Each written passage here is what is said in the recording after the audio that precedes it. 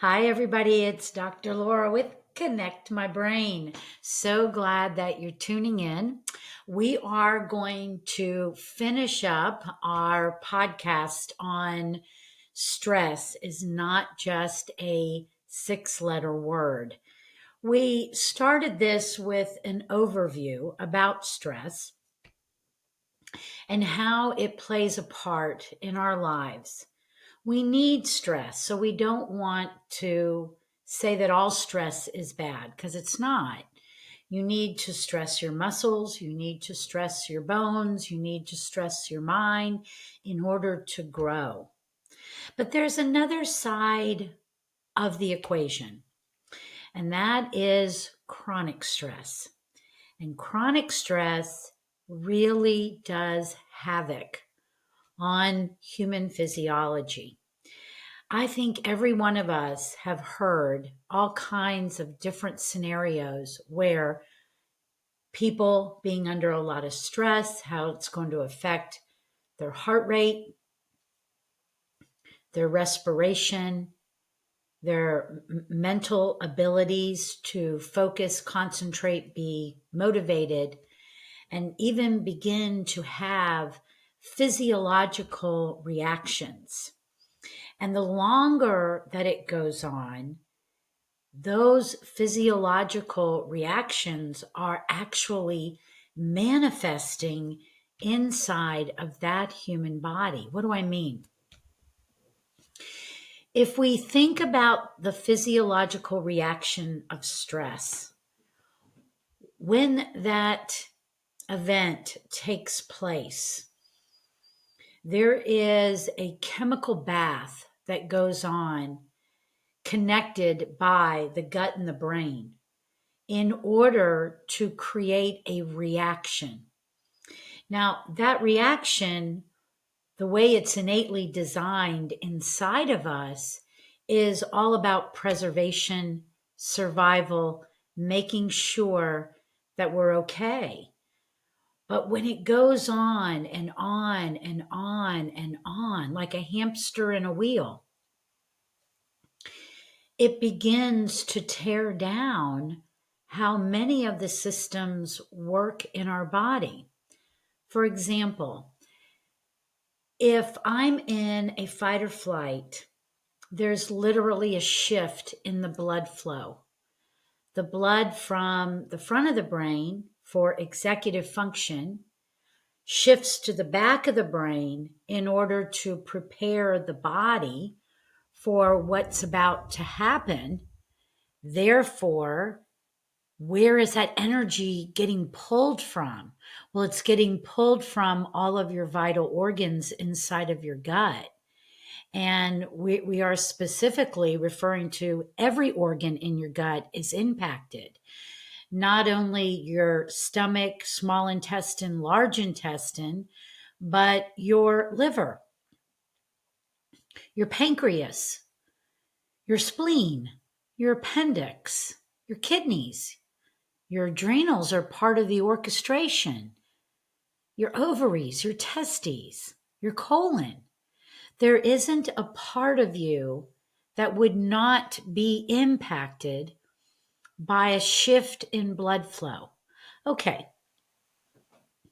Now, if that is chronic, meaning that it's been going on for a while, now that shift is learning to try to keep you going with less.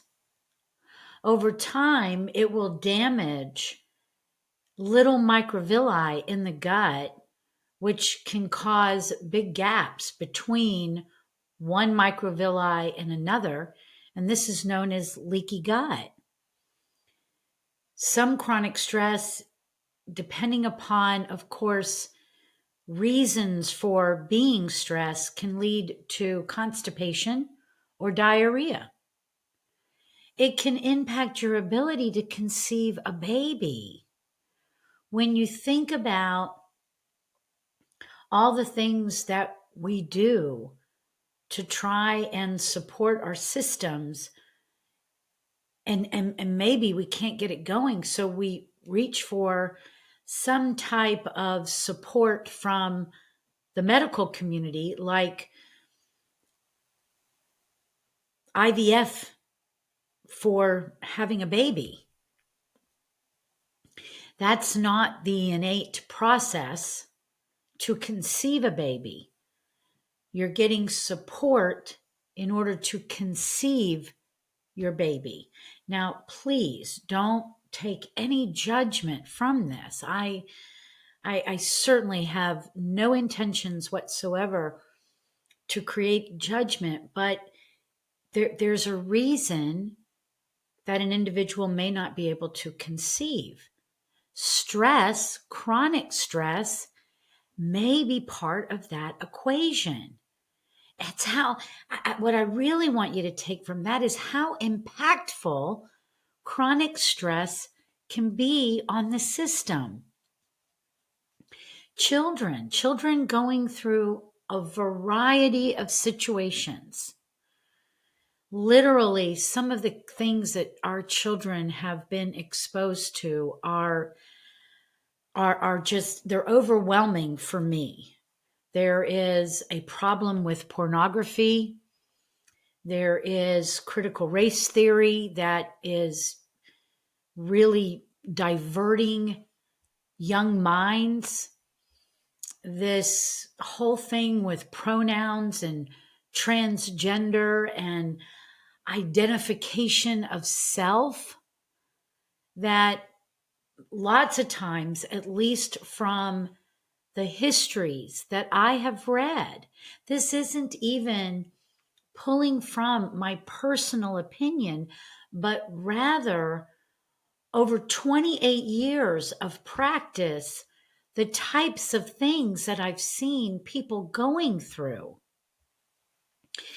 Children that have problems socializing for many different reasons are some of the very same children that have been altered in their thinking that who they are is not right, and taking on another identity, or having experienced something like pornography that their minds would have no idea what to do with. And that literally influences the chemistry in their brain before it was even meant to come online. And the stress that has impacted these young minds, these young bodies, can literally manifest all types of physiological issues.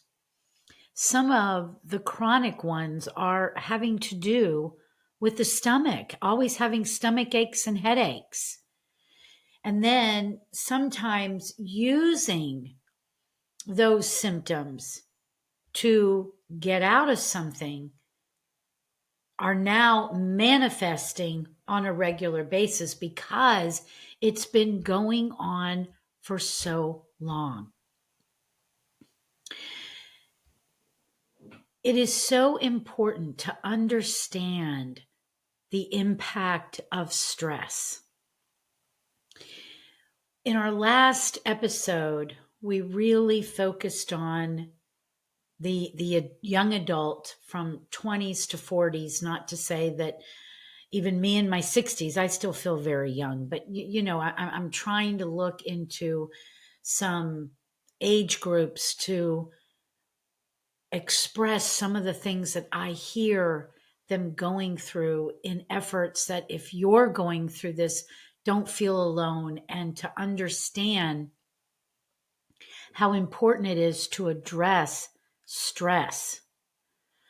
In the one prior to that, we really focused on our kids. And now I want to tie it together, because if a child is going through stressful events and a young adult is going through stressful events, And as I mentioned last time, especially many of them come in for neurofeedback. And when we get to the point that we're doing a questionnaire, that it literally will go back. It'll ask questions that they're reflecting on their youth. And most of the time, there are things. There are things that are going on in our youth that we don't get resolved, and we pull them forward. I was speaking to a young adult even this morning and taking a look at the map, the brain map. And there were so many indicators for an area of the brain called the cingulate gyrus. And this is an area that is shared by both sides of the brain. And because there was this consistent message throughout, it was actually a reassessment of the brain map.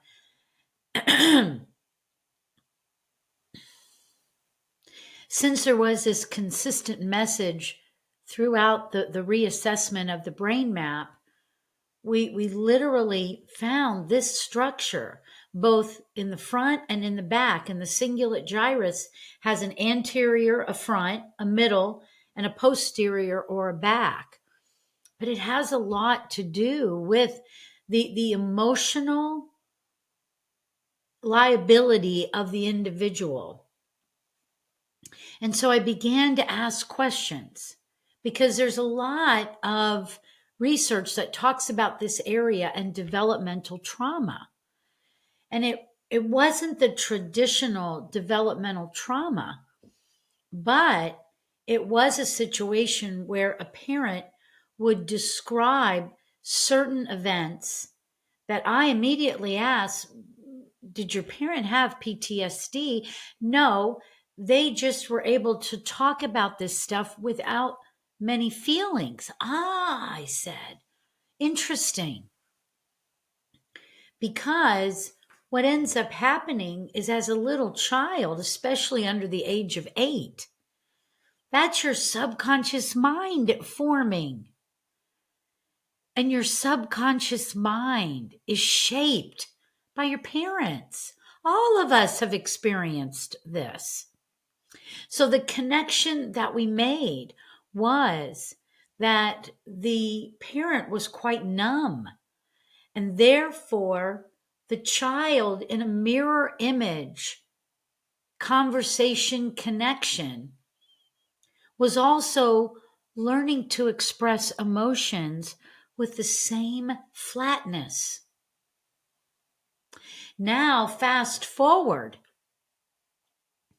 the young adult, the way she's describing how she feels, is she overdoes for everybody else.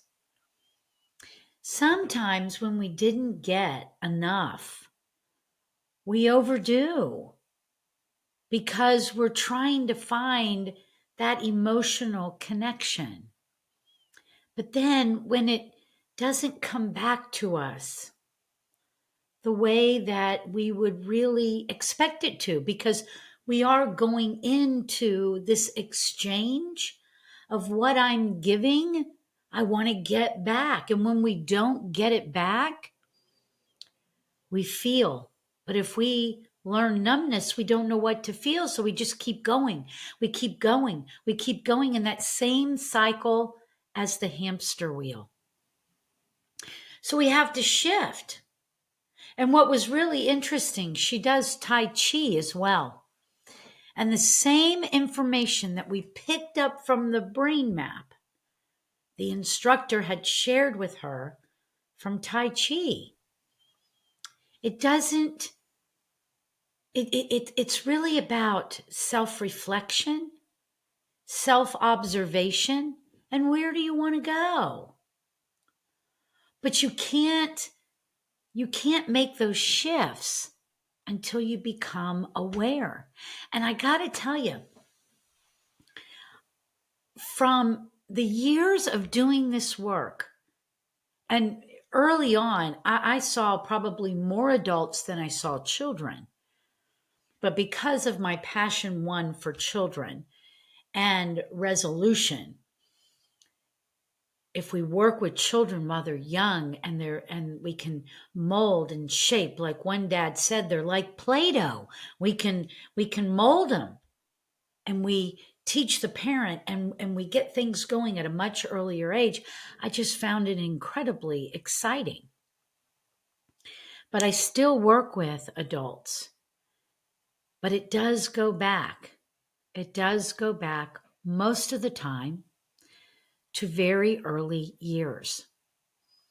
And so, where I want to shape this particular conversation is towards our elderly population. When we get into our advanced years, I got to be careful with that because I'm 62. I'll be 63 this year. I almost caught myself saying 60s, 70s, 80s, and I certainly don't feel that. I don't feel elderly. Let's put it that way. I really hope I never do. But wherever we want to put that cap on the chronology, fine. I'm concerned if we don't get these concepts and we don't pick it up until we are in our advanced years and our bucket is full and our bucket has tipped. And now we've got one thing after another as far as our health is concerned. And unfortunately, I do not think we have a very good healthcare system.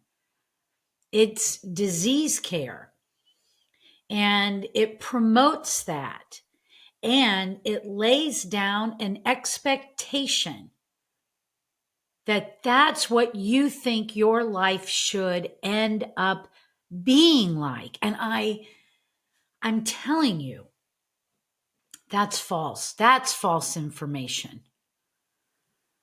You should not expect that you are going to be just like everybody else in your family.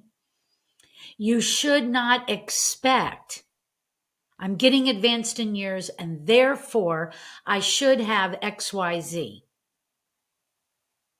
No. As we get older, I don't know that I'll ever really retire because I enjoy what I do. I'd love to take it to some new heights, but I enjoy working. I enjoy using my mind. I enjoy learning. I have pushed myself to where I have 7 credentials after my name. Now, I do think I'm going to take a bit of a break. This last one really took me a long time, but I'm so proud of myself for finishing it. And I can't even believe how much it has given me individually, my community, my patients, my colleagues. There is so much to know. I know that I'll never reach that. What I'm trying to do now is finish a book that I started prior to the last test that I took.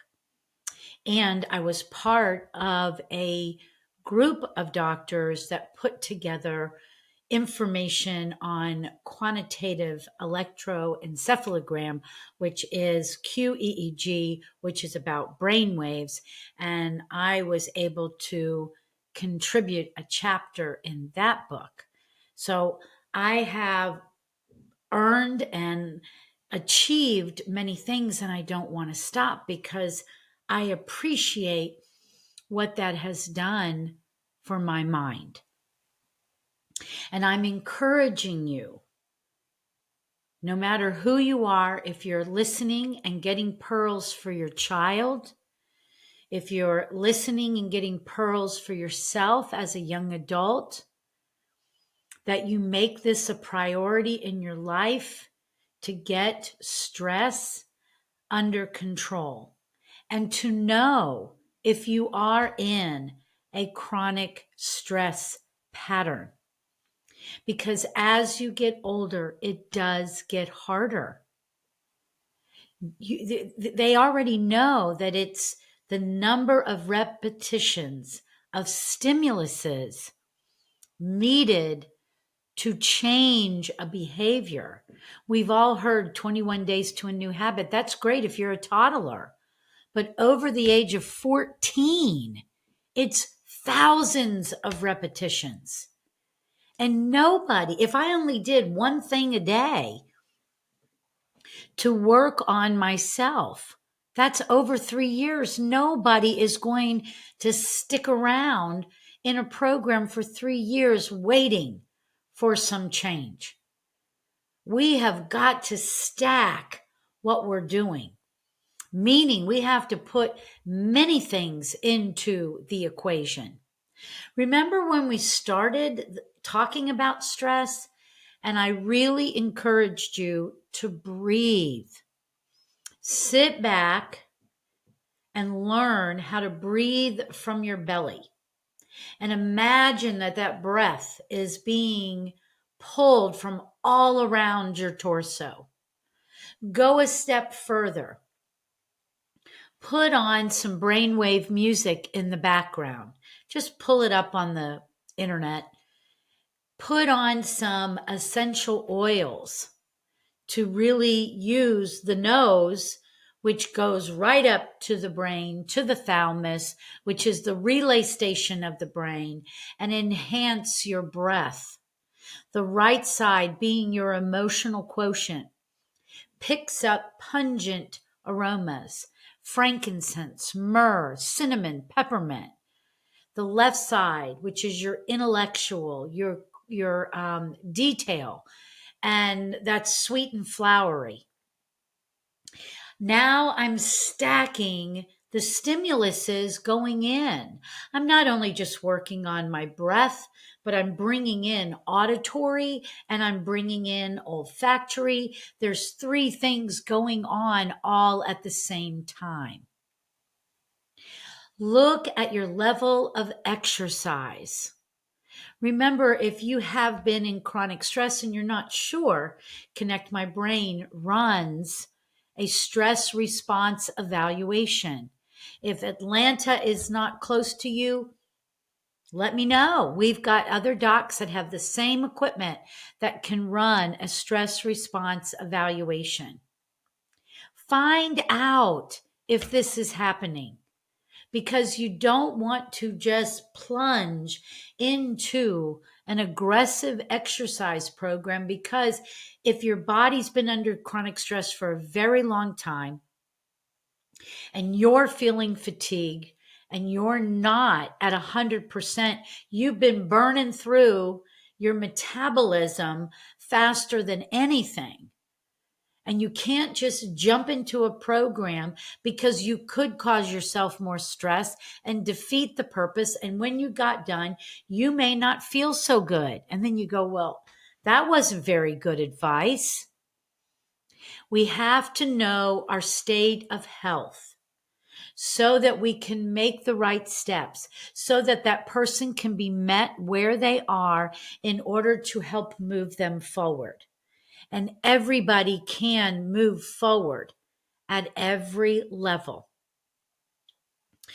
If we don't start looking at this, your brain is going to be impacted.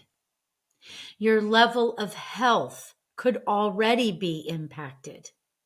You could already be on a path of degenerative changes in your brain.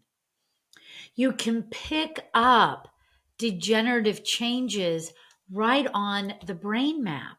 You would see things like fatigue. You would see things like memory issues, multitasking issues that would begin to suggest I'm not headed in the right direction. And we can pick up those things even in our young adults. And of course, our kids, because they're all being labeled. But the time to really work on this is before your body begins to drastically change. And it makes it so much harder to even move. I shared with you in a few podcasts ago that I was going to get my mother. And I brought her to Atlanta. And I have to tell you, it has not been an easy transition. People with dementia have a very difficult time with transition. And I want to break those pieces down. My mother has had an incredibly stressful life. I'd rather not go into all the specific details, but to leave it to, she's had a very, very stressful life. And then around 2003, 4, she had a stroke. And at that time, she was still working at full capacity. She had 2 showrooms, one in Atlanta and one in Miami. She was a manufacturer's rep. She was a jet set kind of gal. And she had been to New York City the week before. And it was when they had a blackout. And she had to carry bags, her luggage, upstairs because the elevator wasn't working. And I think that that was a stressful event that was beginning to tip her bucket. Then she flew home. Flying puts a great deal of stress on human physiology. Within the next few days, Mom was eating a piece of chocolate and had a stroke while she was sitting at her desk in her showroom in Miami. So it wasn't that she had a bunch of warning signals, but she had had a life of stress. And she was a very hard-working, independent woman. And her life was changed on a dime. I like to refer to those moments as points of impact, that something happens and your life is forever changed. It was one of the hardest things I think I had ever witnessed. On top of it, she laid on an emergency room bed for nearly 20 hours before she was ever seen in the ER. And that to me was criminal. My sister and I laid beside her and waited for somebody to come in. So she missed that window where they can provide medical care and potentially reverse the effect of the stroke.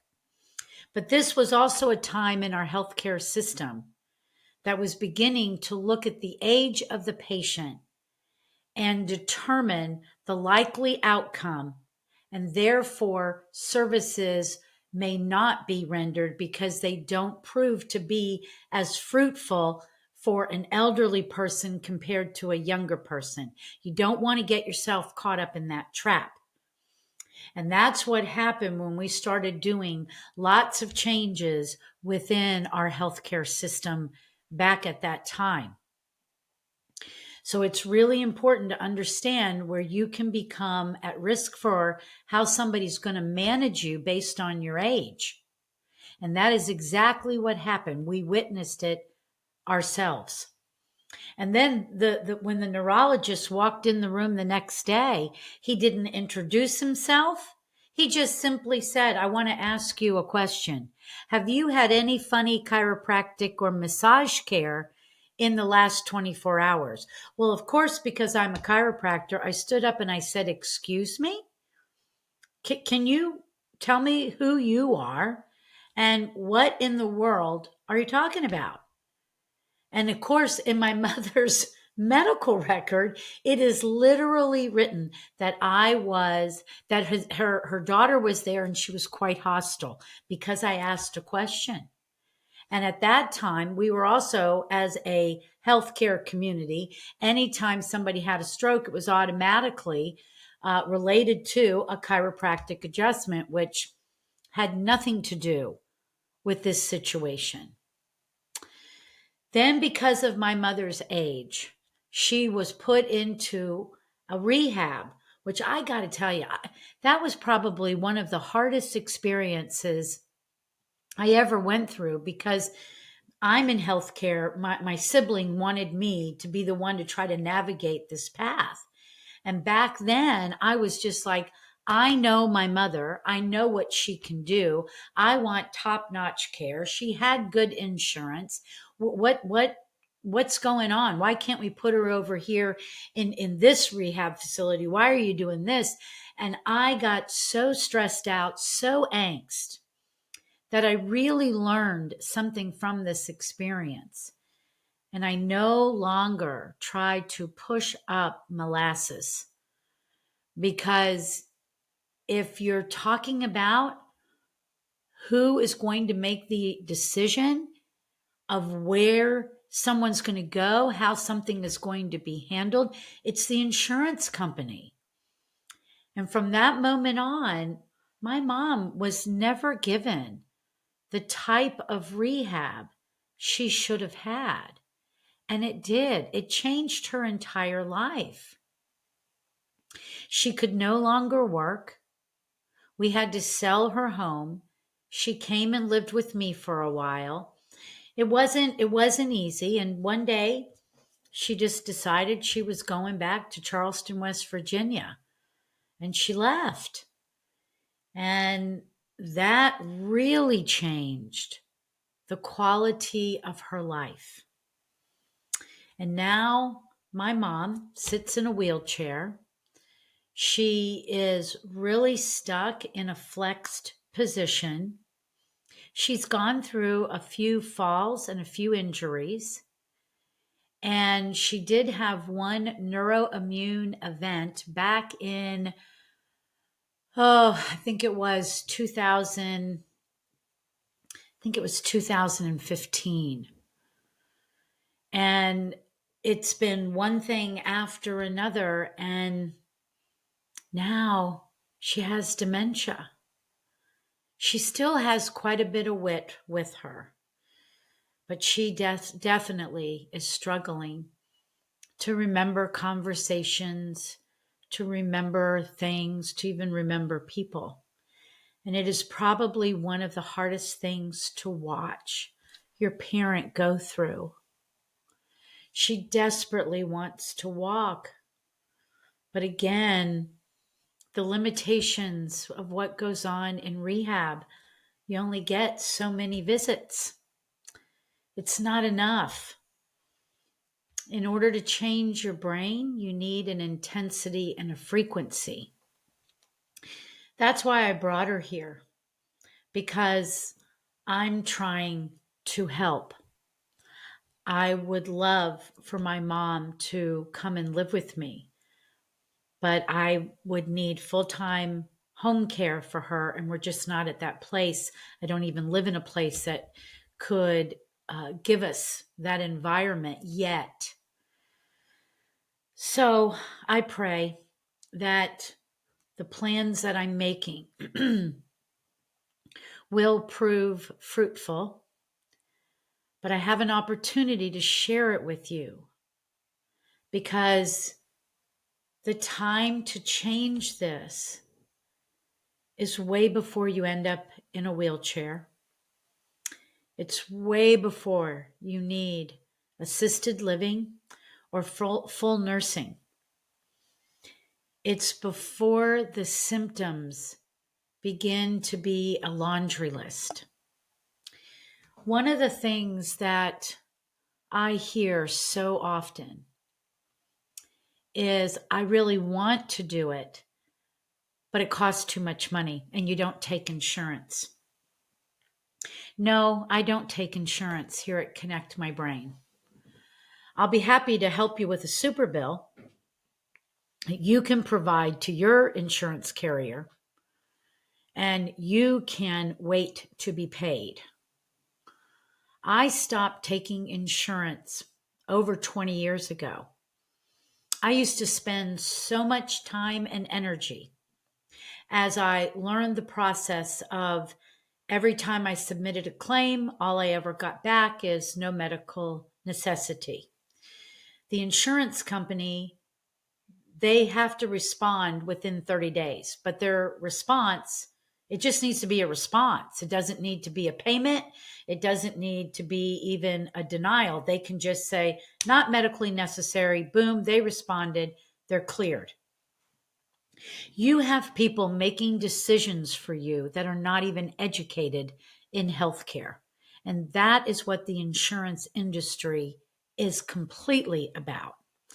I used to sit and pull research articles and write narratives. I spent so much time and energy only to get my second no medical necessity. I was losing my spirit to be part of the healthcare community. And I finally just said, no more.